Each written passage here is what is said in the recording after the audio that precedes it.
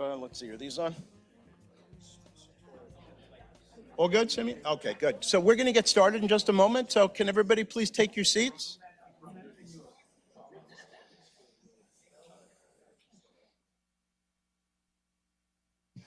Terrific. Thank you so much. Good morning to everybody. Thank you so much for being here this morning. We're really excited and honored to be joined today by New York City Public Schools Chancellor David Banks. Hello, David, and Department of Youth and Community Development Deputy Commissioner Denice Williams. Hello, Denice. We also have here today some wonderful young folks. We have Kenneth, Pathways and Technology Early College High School student and Future Ready program participant, and Tyler, Humanities Preparatory Academy student and an Expand Ed Options participant through the Beam Center. So, and of course, Richard is here. Richard Roberts will be our moderator. I'll ask him to come up in just one moment. So my name is David Pedowitz. I am a board member with Expand Ed Schools. In my spare time, I'm also a senior portfolio manager and managing director here at Neuberger Berman. That was supposed to get at least a chuckle. So quite a number of years ago, I remember heading out to lunch with a friend and client, Randy Nelson, to discuss stocks, markets, economics, etc. And after a while, the subject turned to children, not our own kids, who were mostly grown up after childhoods filled with wonderful, wonderful opportunities. Rather, we were both experiencing working with under-resourced children with far more limited opportunities. At that time, Randy was a board member. Well, actually, at that time, Randy was board chair of Expand Ed Schools. And I was board chair at Blythedale Children's Hospital up in Westchester. We both agreed completely that quality education is an essential element in the war to break the cycle of poverty. So I was so excited to learn about Expand Ed and the great work that Expand Ed was doing, that I expressed a strong interest in Expand Ed. But I pointed out that my time schedule was a little bit tight with the position at Blythedale. Randy, of course, was very, very respectful of my timing constraints. So about 5 minutes after my term ended at Blythedale, Randy and Saskia invited me to join Expand Ed Schools' outstanding board. And I was deeply honored to accept. And that's why we're here today, because Expand Ed is incredibly worthwhile, and it's incredibly important. And there's nothing more important than education and breaking that cycle of poverty. So with that, I would like to ask to come up Richard. And I want to stay right. You are? Okay, right. Richard's- We're just going to do it right here. Okay, very good. You don't like the podiums, huh? Thank you. Thank you so much.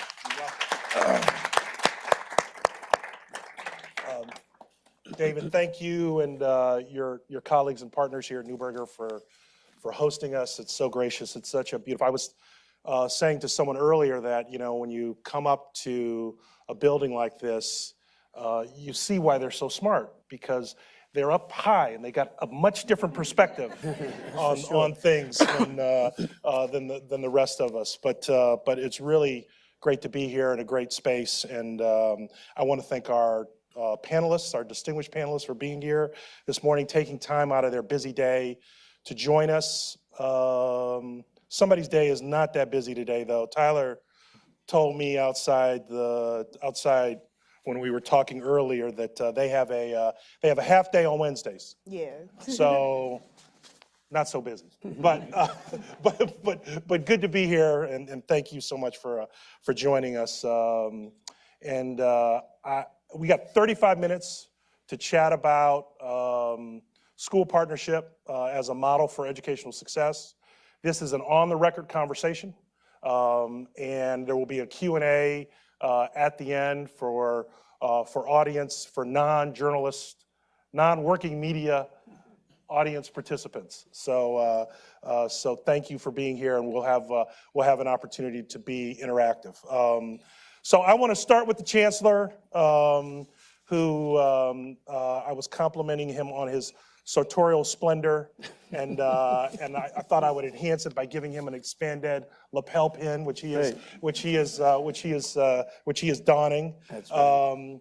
And when I say taking time to be here, man, you got a lot going on. The world is coming at you fast. The migrant issues, the mental health issues that we know our young people are struggling with. Sure. Getting back in the swing after COVID and many of the challenges that presented. But we know that school and community partnerships are important to you. Sure. Important to the mayor, and I'm just curious as to how you might frame this for us, just kind of starting out, so we can get into the discussion with the rest of our panelists here. Yeah, well, first of all, I just want to say thank you to Expand Ed and Saskia for inviting me to be here and participate in this conversation. I go back many years with this organization, and Lucy, a dear friend who I've seen in great leadership over the years, and many folks who I see in the room as well. Charles, I see you all the way there in the back. Thank you for all the years of just support and friendship. You know, I was one of the folks who I think had the great benefit of not only being an educator, but then having moved into the CBO space before becoming chancellor. So I have kind of multiple lenses into the work.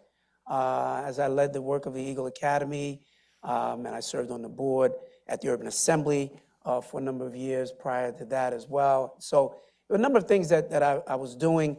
And so I remain ever hopeful.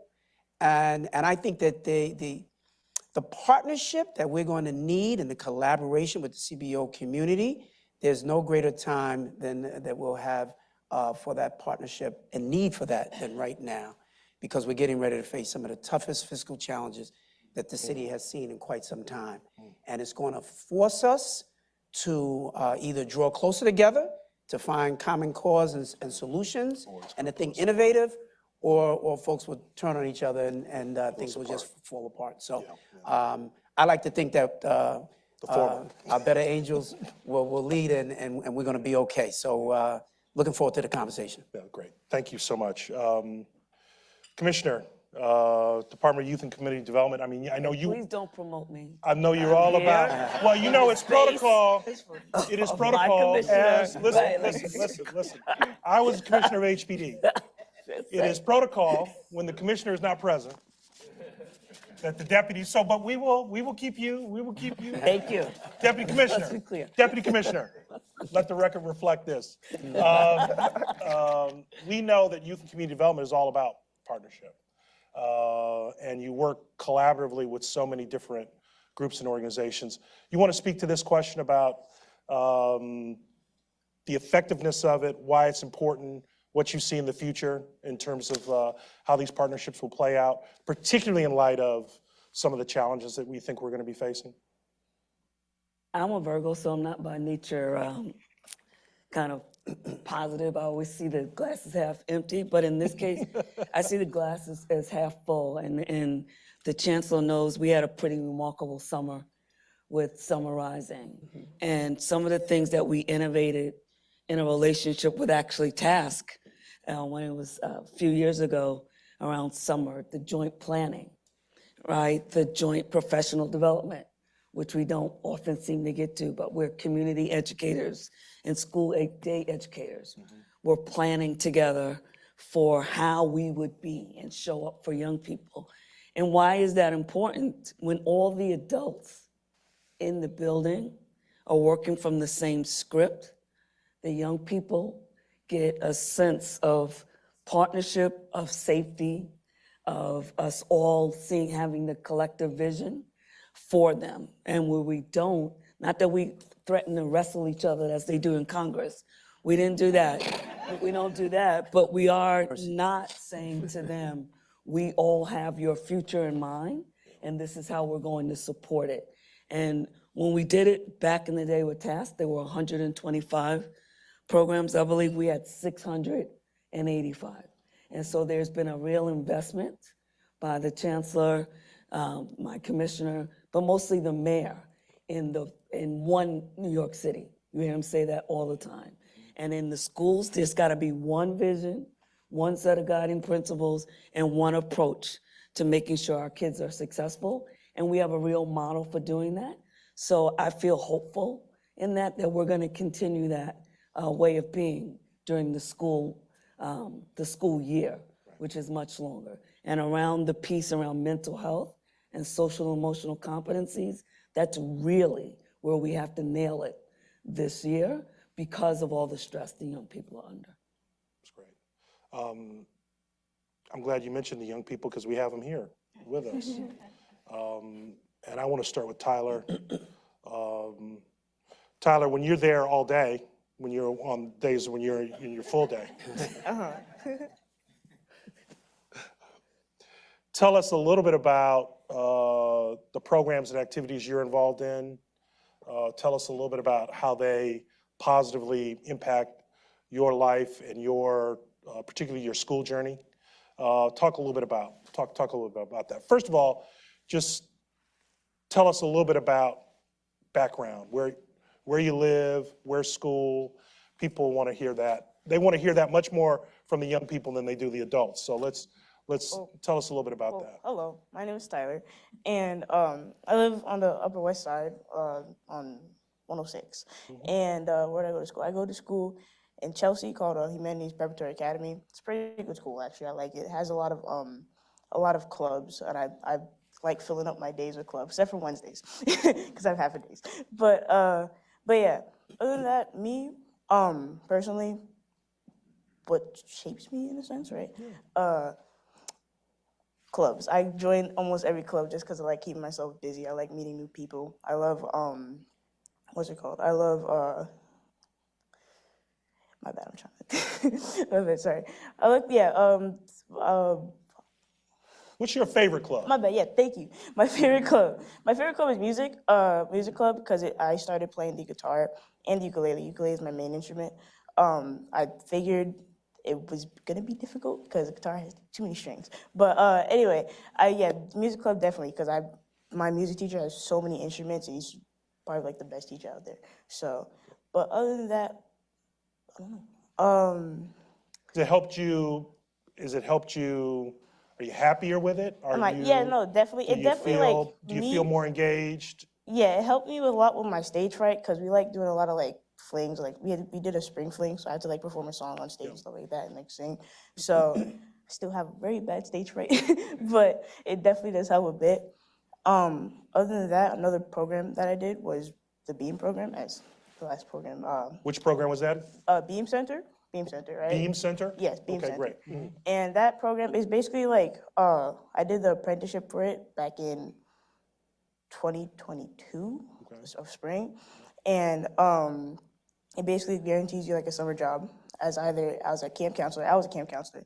You could be a camp counselor, you could be a project leader, and like many other things. So basically, during the apprenticeship, they'll teach you like how to teach essentially, the like younger kids. And it basically like teaches like leadership skills, communication skills, definitely that. What else? Sorry, I'm like blanking out. You think you might want to be a teacher? I don't want to be a teacher. I've always been interested in like teaching kids Job is specifically. safe. Job is safe. No, we need them. I'm not staying forever.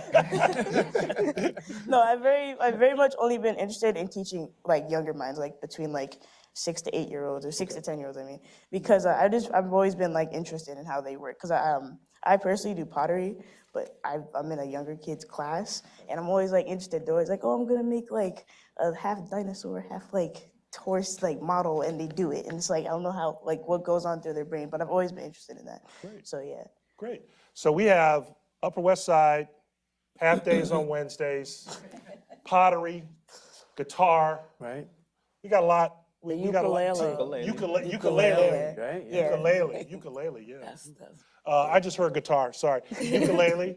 And that's great. So we got a multifaceted young person here who's really benefiting from the offerings that are being provided. Kenneth, What's up? how you doing? I'm well. I'm good. All right. I'm good. You heard the format. Tell us a little bit about All right, so what you're thinking. about me, born and raised Brooklyn child. For me, I was labeled a troubled youth as I came up, little mischievous, little seeing into different things. As I grew up, the more I came into contact with and the more I experienced, changed my perspective on how I wanted to go about myself and what I wanted to do. So as I kept putting myself in better positions, they led to my perspective forming in more positive ways, putting me in situations and positions like these. I attend P-Tech, Pathways in Technology, early college high school. I'm an early college student. I've been taking college classes for about a year and a couple months now. I'm about to finish up senior year. I do photography as well. I recently, You had your camera here earlier. yeah, my camera. Okay, great. Okay. My camera is in the crowd, but I recently I recently started getting into photography more just to really have the skill and to keep increasing my perspective on certain things. I don't like to really limit my mindset on certain things, so I like to keep it open and also focus, so that way it's no bar I'm setting for myself that I will have to hit, like, so I could just keep going straight up. Right. And with photography, that also go hands in hand with my brand, because I want to be a brand owner as well. So I have the upcoming brand, and those skills go hand in hand with each other. Having the skill of photography with the brand, it's a good mesh. So, and then once that gets structured more, I want to use that to sustain some type of passive income, so I can start getting into real estate. And then from real estate, that's probably the top goal for now. But I'm gonna structure photography. One of the centers of passive income. You're sitting in. You're sitting in. These people, they make money. They think about money and they start making money. So that's So you're in the right spot. That's right. And I'm so grateful and I'm so appreciative of spots like this, because I do remember times where I would never think in my mind that any opportunities like this would be possible for me, being the narrative that somebody else placed on me. So one, for me, it feels good, and then two, it's like I did it. Like, so it's a sense of accomplishment, and I really would like to instill that in other kids as well, because as I was doing the internship over the summer with the young kids, I could see that same self-acknowledgement, like that same like feeling accomplished or feeling well of themselves when they were doing their projects or when they were learning something new or going into something else. So like once I seen that young, I wanted just to keep instilling that, so that way they could instill it in themselves and the people around them. So now it's a system that starts doing it on its own.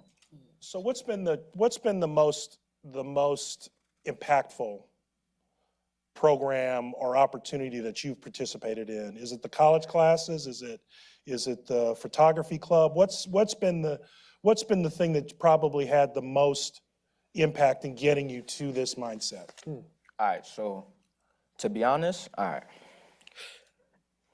for the mindset, I would say the most impactful thing probably was the college classes. Okay. Because before I built my own perspective on it, there was a lot of people with their own perspective already built on it. So I was hearing from a lot of different perspectives, a lot of different thinking ways, which influenced my own. The college classes led to me managing high school classes and college classes. So time management skills were being pushed and strengthened. That's what I liked. It also put me in different environments with people that were on better things than normally what I were around. In high school, for instance, the younger kids, maybe a little less mature mindset sometimes, so they might be on different activities, different things they get into. With college, in the instance, it was grown people, it was more people already having some type of business structure, more people ready to do more something. behaviors that you could model and see. Right, or more behaviors or things I want in myself or want in people around me. So that way we all perfecting those skills to keep going. That's great. Because if you're around, like I heard a saying a while, lay down with dogs, you'll get fleas. So it's like same thing. If you're around a bunch of people that all think a certain way, naturally you're gonna have some type of that inflict your thinking. It's gonna rub off, yeah. Right. Yeah. So and that works for negative and positive. That's so right. The college opportunity definitely allowed me to put myself in more positive instances to keep spreading and keep networking. That's great. Very good. So Deputy Commissioner, we've heard a little bit about the impact that these programs have had on two young people. How do we make them stronger? How do we do more of it? You mentioned summarizing particularly now that we're headed into this environment where we're going to have some tough kind of uncharted waters. I don't think people have seen this type of kind of fiscal constraint for some time now in the city. We've talked about it, but I think now we're really going to see it. What do we need to do in order to make things stronger and to hang on to what we have here? I just came back from a meeting in Dallas, and people would say stuff about New York City. I love my city. And I think one of the things we need to do is take more advantage of corporate sector as mentors, as folks who would come in. You talked about passive income. Love to know about stocks and how you start investing, right? We don't have enough of that financial literacy in our programs. And I'm not just talking about opening a checking account. I know how do you get to this place where you have the passive income? How do you get money to invest in a business? Our arts sector is amazing. A lot of the young people want to learn from experts. When we surveyed them, if they're into art, they want to learn from the best. If they're into being a DJ, they want to learn from the best, not generalists who picked up DJ skills. 50th anniversary, woohoo, hip hop.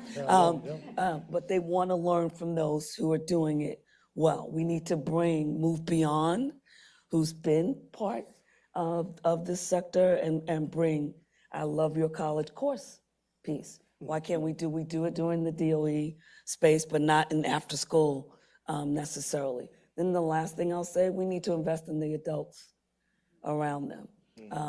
You both learn to work with young people, other young people, more professional development as you're doing that work. How do you build out a curriculum, right? How do you support young people in building their social emotional competencies? The other adults in the building. Unfortunately, we have bad times. Investment in professional development is often the first thing to go, right? Because it's not a direct service, but it is a direct service if I'm building the skills of the adults who need to be in the room to support the young people. So taking advantage of what we have in a more coordinated fashion, not us each investing in our own programs, but together investing in the highest quality that we can have, and that's including investing in the adults. That's great. May I add something to that? Yeah, sure. I wanted to highlight the point of how you said basically the adults on focusing what is teaching this kid, right? I noticed while I was during my experience, certain kids, they're gonna resonate with people they feel more connected to. So like I was stated earlier, right? A young kid probably not gonna want to be best friends with old Mrs. Hummings that's, moving slow, really not talking too much. No offense to any Miss Hummings in here. No offense. I'm sorry. I'm sorry. But so they're gonna be more like influential and more interactive with kids their age or a younger adult or something, some type of factor has to be taken into account. A relatable adult. It has to be some type of factor taken into account so the kids could feel connected with what they're learning. So that way it's not just, oh, I'm hearing. No, I'm learning, teaching, and it's a different mindset about it now. Now it's a different perspective on what they're hearing and learning. Tyler, you agree with that? Oh, very much. Yeah, no, I've learned to try my best to make connections with all my teachers because that's the only way I'm able to actually engage in school. Because a lot of not all the time, but It's personal for you. yeah, it's personal, right? Yeah, very much. So for example, my chemistry teacher, 100% she gets me all the way. She understands me more than I understand myself. So that's why I'm able to I'm in her class. I'm 100% student. It could have something to do with the chemistry thing. Yeah, probably, right? Yeah. But yeah, no, I agree with what he said 100%. Right, that's great, that's great. So Chancellor, how do we protect and prioritize all of this now that we're gonna be in the prioritization game here with what's coming down the pike? Yeah, we're facing some really tough challenges, but we've just got to continue to make sure that we're working together. I think one of the things when we came out of this pandemic, it was very clear for so many of us that it really is going to take the village to raise a child. And that's not just a throwaway line. If we want our kids to become all that we would fully expect them to be, schools can't do that by themselves. They're not prepared for that. Many of our teachers are trained to teach subjects, and we want them to develop strong relationships with kids. But our community-based organizations are skilled, and they've honed the notion of youth development that so many young people, like the young people you see here today, benefit from. And so so I think the issue is not whether or not it's important. We know it's important. Right. The question is, what do we do? And so we've got to continue to fight and advocate and make sure that your voices are heard. You know, when you're in a democratic republic like we are, this is a participation sport. You've got to be engaged. Things don't just happen because they're good and they should happen. They happen because you make noise, you activate, you agitate. The mayor has to hear from this community. People in this room. From the people in this room, absolutely. And the people in this room also have to work together to figure out how do we continue to innovate as well. One of the things I would say, I think is a potential path forward as well, is the idea that the CBO community needs to do, I think, a slightly better job of coming together as well to create new pathways forward. I think that there are a lot of good CBOs that are doing their work, but they do it in complete isolation from what everybody else is doing.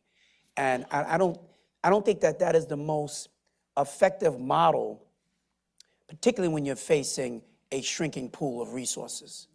So figuring out how you can come together and collaborate, I think is be efficient, share absolutely. resources. And we've got to do that internally. I mean, that's one of the conversations I was just having with my team just this morning. We've got to dig much deeper. We've got to figure out where the efficiencies are within the system. We've got to lean into that. There's still a lot of waste across the system. But even for those who are set up to try to support the system, have to also figure out how to eliminate waste as well and create greater degrees of efficiencies. It cannot simply be my organization is doing this wonderful work.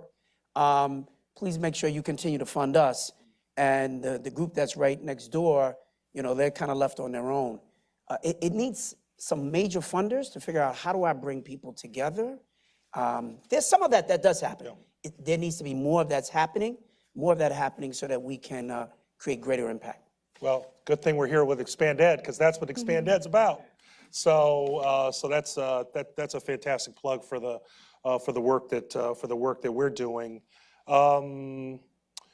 I want everybody in the audience. We're coming up on the time when we're going to ask for some participation. So, get your questions ready. Don't when we call on you, don't stutter or stammer. Be ready. We're going to go. We're going to be, we're going to need you. So start thinking about those questions. Young people, you got two of the big wigs. Yeah, big dogs. The poobahs, the mockers, here. What advice would you give them for the decisions that they need to make to help, your generation thrive and be effective at school? Kenneth, I know you got something. All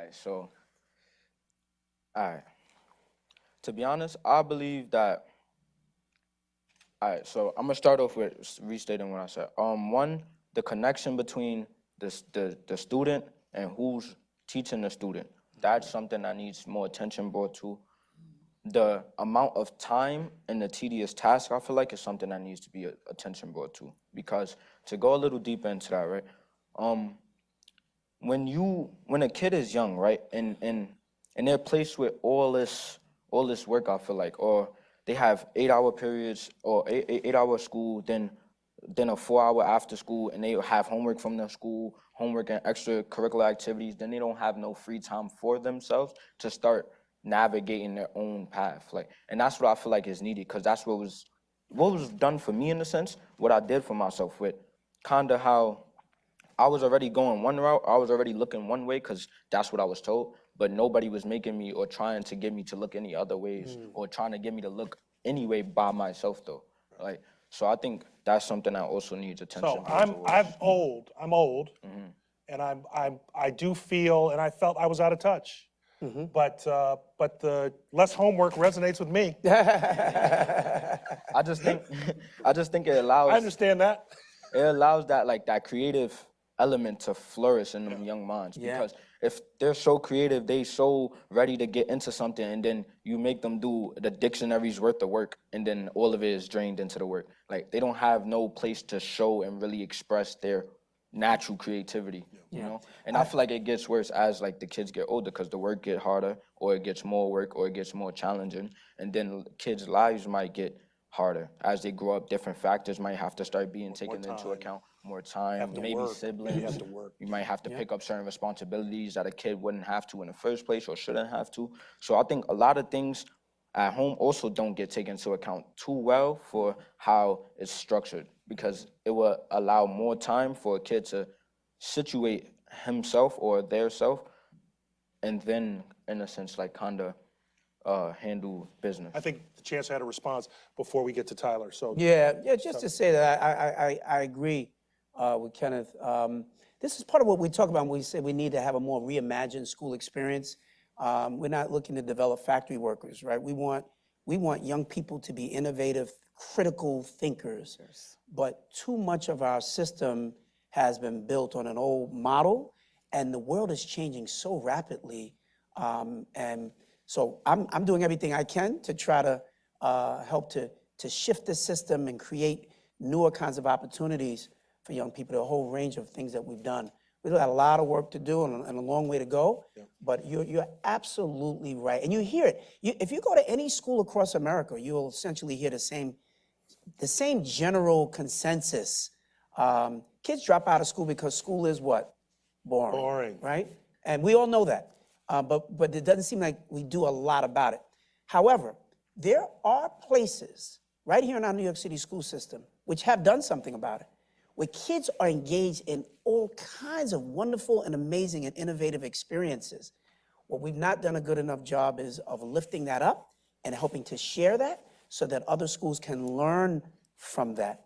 And what they both talked about here also is connection to teachers who deeply care. That's an age-old principle. Everybody in this room who has achieved any level of success can point to at least one teacher who really dramatically helped to change your life.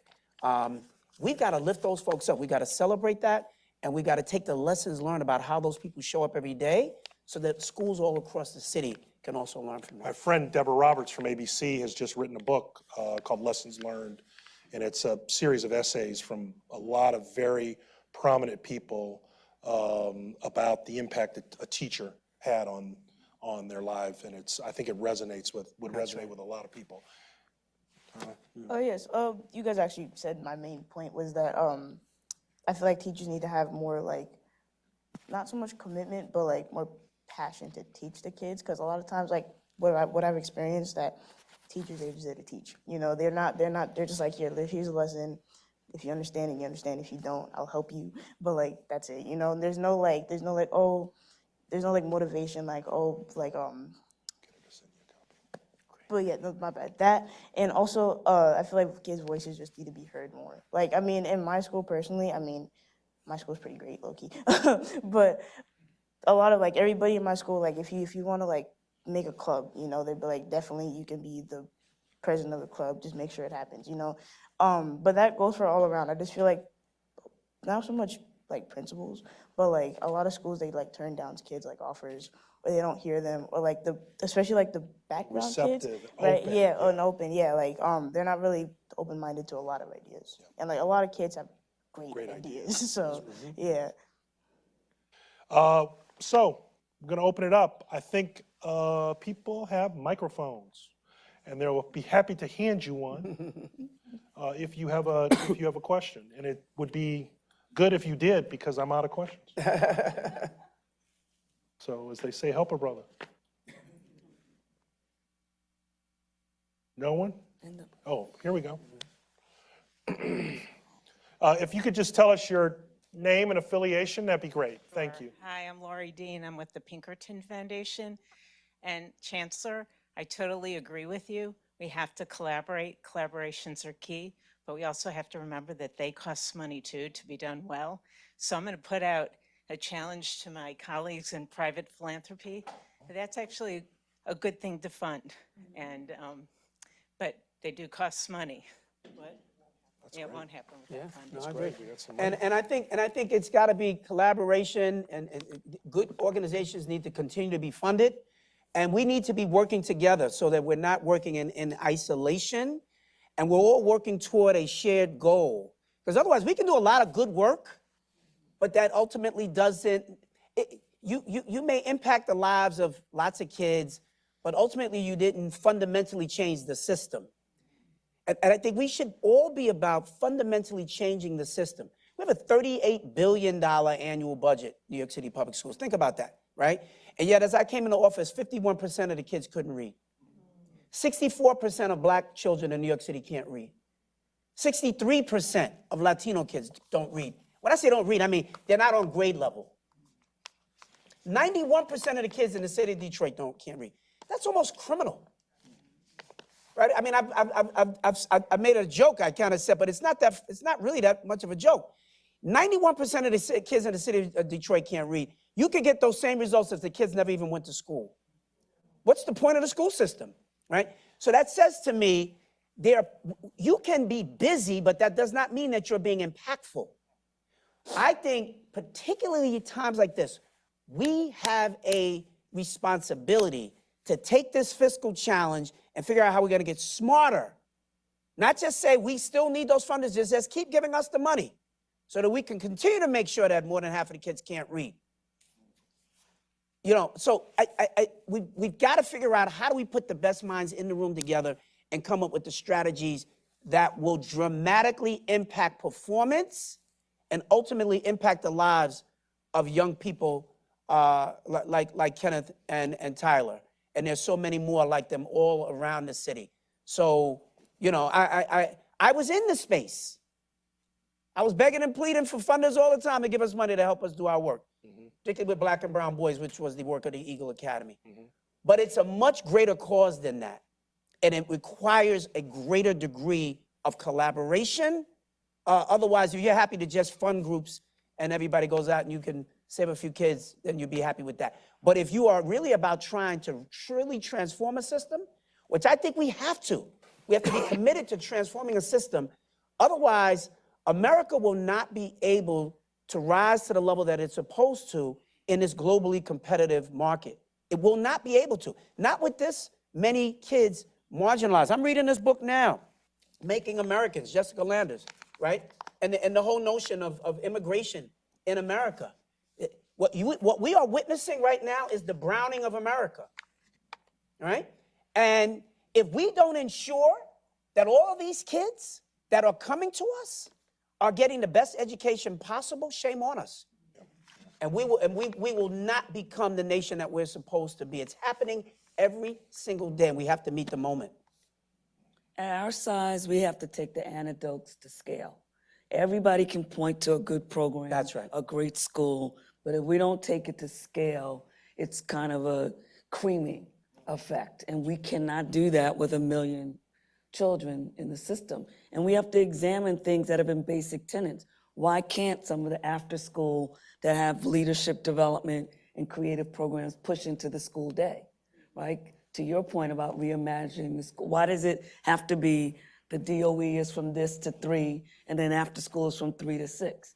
Could be a mix of resources and types of engagement in education. We're not getting more money. Stop it, right? We're not getting more money, so it is transforming how that money is used. That's right. Yes. Hi, Julie Stein-Brockway from the Center for Family Life in Sunset Park.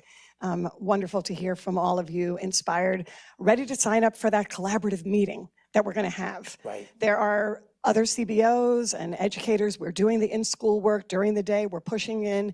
We have great models, to your point, Chancellor.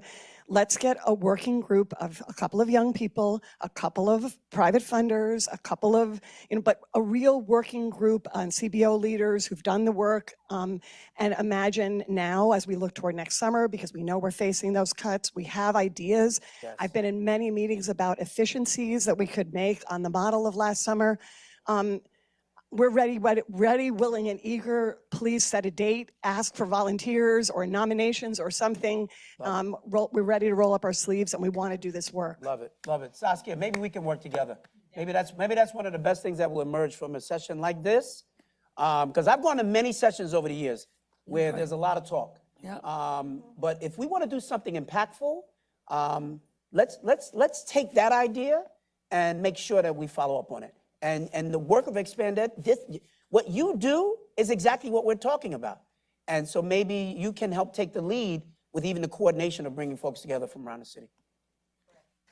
So Can I say one thing? okay, we're 52 seconds over, so we have one last question. Can I? Thank Please. you so much. Terry Arnold McKenzie from National Grid. So my question is, how can a firm like our firm assist in the work that we want to get done in a private setting like that? Yeah, I think, first of all, I think there's a multiple array of roles that people can play. I think it starts with us, first of all, coming together and brainstorming and talking about what we can do. Let me give you an example. One of the things that we generally talk about with community-based organizations is the work that we do with kids. And we will bring students out like this, and we clap, and it's wonderful, and you guys are great, right? You want to be really impactful, it's not really so much about just the kids, it's about the teachers. Generally, we skip past the teachers, and we create programs that affect 10 or 20 kids at a school. If you want to have greater scalability and impact, you have to help the teachers understand what the 21st century economy workforce looks like. They have no idea. Most teachers were good students when they were in school. They went to college because they love kids, they're smart, they're eager, they come out, and they are giving everything they got to try to help kids. They have no idea what it means to work with in a place like Google or Microsoft or an investment banking firm or National Action. They don't know what that looks like. We need to create an apparatus where they get a greater level of exposure. The professional development that the teaching force gets has been the traditional, academic, math, and ELA kind of work. They get very limited exposure to the world of work. So when we say, as an educational institution, we are preparing our kids for the 21st century, no, we're not. We're simply doing what we've been doing for a long time, where we graduate them and we wish them well. And that's not enough. The teachers themselves need to understand very clearly what the end goal looks like, because if they get their aha moment, they can impact far many more children than just the handful that we're used to lifting up and saying, look at how wonderful this is and look at how great my CBO is. Please continue to fund me so I can continue to support these 25 kids. I'm talking about something much greater than that.